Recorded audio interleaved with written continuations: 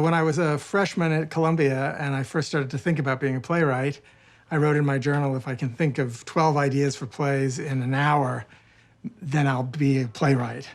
And one of the first ones that I wrote down was there's a black woman working for a Southern Jewish family, and in some way she's president of the United States.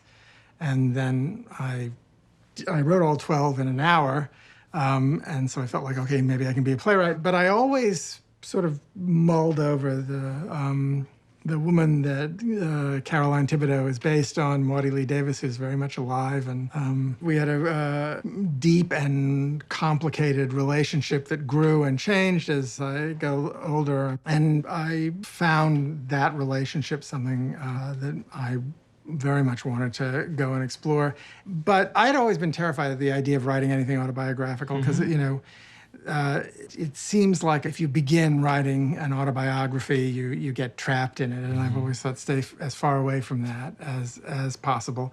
Maybe like O'Neill, at the very end of your life, you start doing the autobiographical stuff.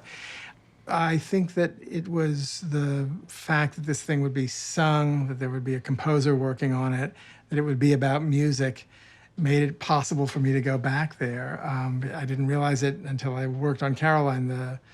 All of my memories have, Mozart and Brahms and Ravel and people like that sort of running through them because I listened to them night and day. I grew up in a house of musicians. My father and mother are both, Juilliard and Eastman trained musicians who had pretty impressive careers in New York and made music for the entirety of their lives in Louisiana.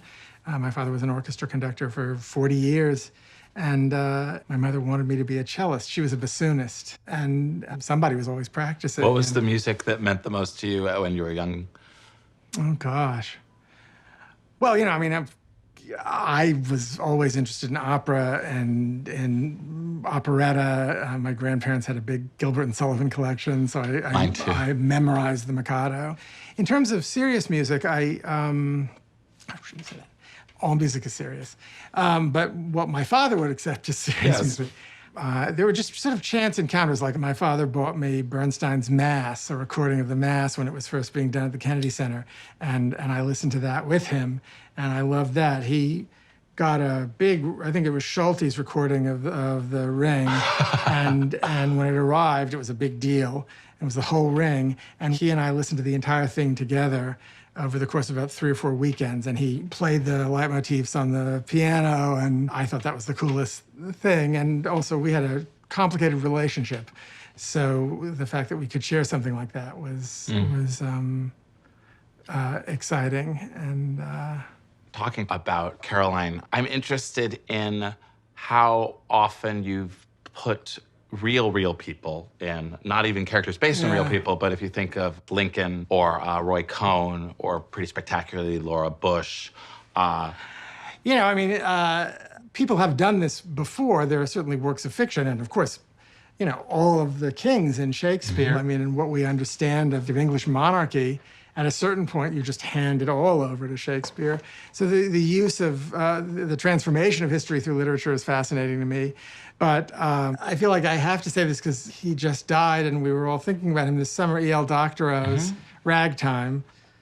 I think I was in high school when Ragtime was published, and I don't know why it loomed so large when he did it, but I think there was a sense that of permission that it gave a lot of people, certainly me, to sort of dig into history, not just as a sort of background for creating fiction, but to actually force fiction and historical fact, such as we know it to be, into collision with one another.